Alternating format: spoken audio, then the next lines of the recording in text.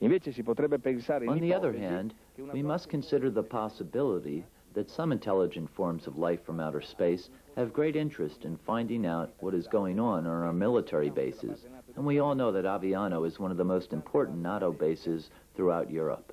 della NATO di tutta l'Europa. It is very interesting to see the curiosity UFOs have about military bases. It started in the 1950s in America. We have no exact answers to what their interests are, but we can presume that an extraterrestrial civilization wants to know everything about our weapons.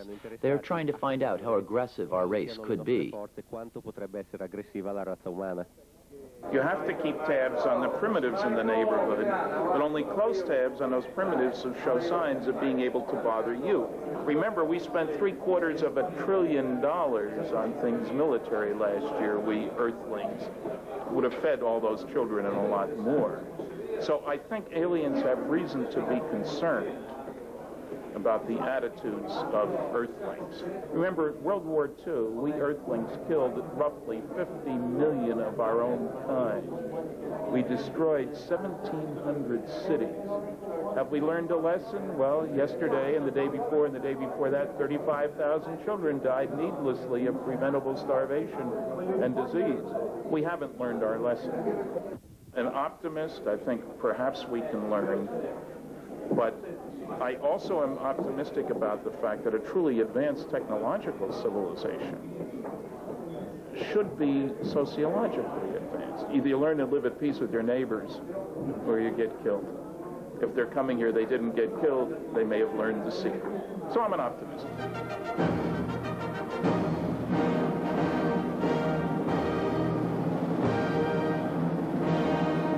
I never have seen flying saucers in space, on the Earth, never.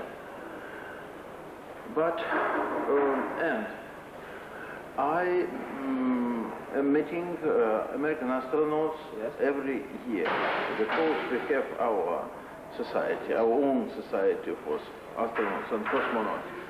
And I had conversation about UFO problem with many American astronauts. And the answer was only, sometimes laughing, sometimes they are angry, because for them it's a very foolish question. The fact that our Ministry of Defense and Secret Service don't speak about UFOs is nothing extraordinary. Such things happen in every country worldwide. In fact, it is distressing and upsetting for the Italian people that a foreign military officer does not explain these events. Yes, we are allies, but he is still a stranger to us. The U.S. commander at Aviano just told us that our government is well informed, but they keep for themselves the kind of mysteries the Americans keep in Aviano. Rule number one for security, and I worked on classified advanced research and development programs as a nuclear physicist for 14 years, so I know something about security. Rule number one is, you can't tell your friends without telling your enemies. They watch television too, you know. Second problem is the other side of the same coin. What if somebody else figures out how they work before you do? How do you defend against them? You don't want them to know, you know, they know. The third problem is the big one. What if tomorrow an announcement were made by highly trusted individuals around the world, say the Queen and the Pope, saying that indeed some UFOs are alien spacecraft? What would happen? I would imagine that church attendance would go up, mental hospital admissions would go up, the stock market would go down. But I think the biggest thing that would happen, based on my 600 lectures at colleges and universities, is that the younger generation, which was never alive when there wasn't a space program, would immediately push for a new view of ourselves, instead of American, Canadian, British, Greek, Israeli, as Earthling. There is no government that I'm aware of on this planet that wants its citizens to owe their allegiance to the planet instead of that individual government. Nationalism seems to be the only game in town. There's a fourth problem, at least in the United States. There's certain Christian fundamentalists who insist we are the only life in the universe. This is the work of the devil, and they were very close to Presidents Reagan and Bush. They'd be up the creek without a religious paddle if an announcement were to be made. And finally, what I call concern about economic chaos. If an announcement were to be made very carefully, non-threateningly, still there would be a lot of people saying, well, these guys can come here and we can't go there. They're obviously more technologically advanced than we are. That means that soon there will be new methods of energy production, ground transport, air transport, computers, communication, utter chaos on the stock market. Somebody obviously has some documents that he's not supposed to have.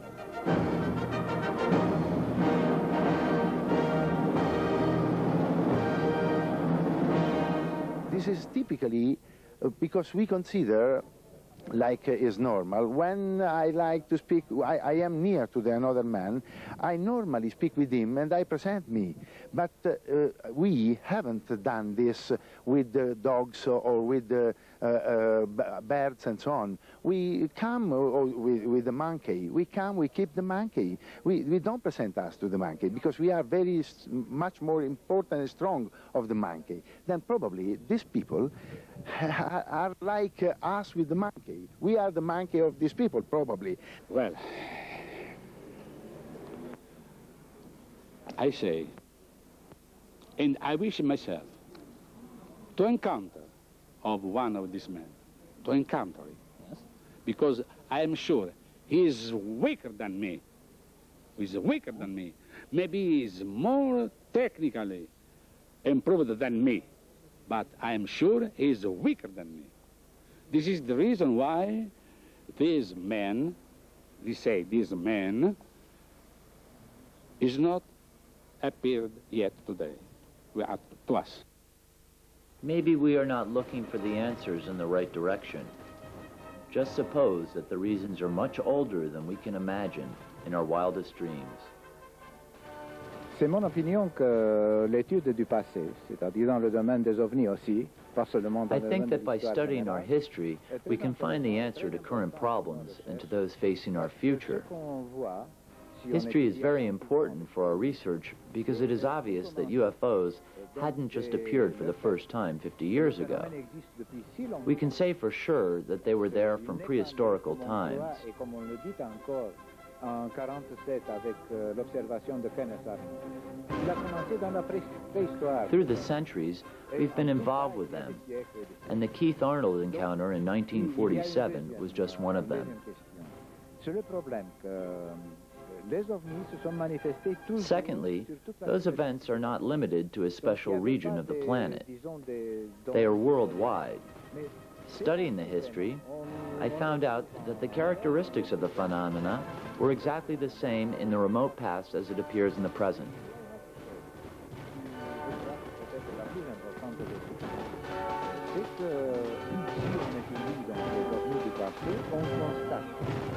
Qu'ils ont exactement les mêmes caractéristiques que les ovnis d'aujourd'hui. Les mêmes caractéristiques en ce qui concerne, le mode de déplacement, l'évolution, le pouvoir de, disons... I am not one of those so-called researchers who are just producing books for sale without deeply studying the problem. I go to the source, using the scientific publications such as L'Astronomie, Nature, and others, which we know very well. Garantie parce que ce sont des sources scientifiques, des livres de sciences, de... My final conclusion is that in the remote past, there were also flying objects. And at that time, the knowledge of, let's say, electrical energy was very well known. Sur, disons, sur les appareils électriques, et donc l'influence électromagnétique des ovnis. I have come up with a new philosophy. I call it the Ancient Astronaut Society philosophy, or the Paleoceti philosophy. This is a new way of thinking. You know, every religion in the world believes that somebody will return. The Christians say that Jesus will return, and the Muslim religious community believes that the Mahdi will return. The Jewish community believes that the Messiah will return. So every religion believes that somebody will return. Now I have catched up this and have asked myself, where does it come from? Why do all religions expect somebody? And I went deep back in the past of the old religions, thousands and thousands of years ago, in the myths and the legends, and I really found an answer. Extraterrestrials will return.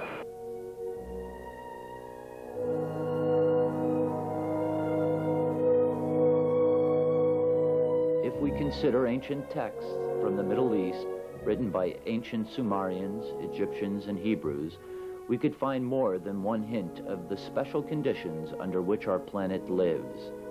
As sad and fantastic as this might seem, it appears that we are in kind of a cosmic quarantine. We are the world with which all contacts are prohibited. We could say that we are a planet in prison, or maybe even a planet of convicts.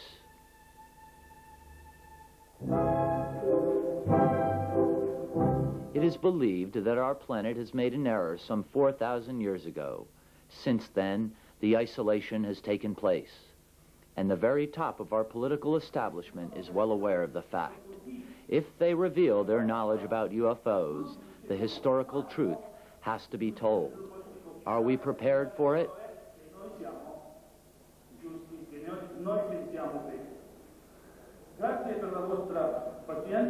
Thank you for your attention.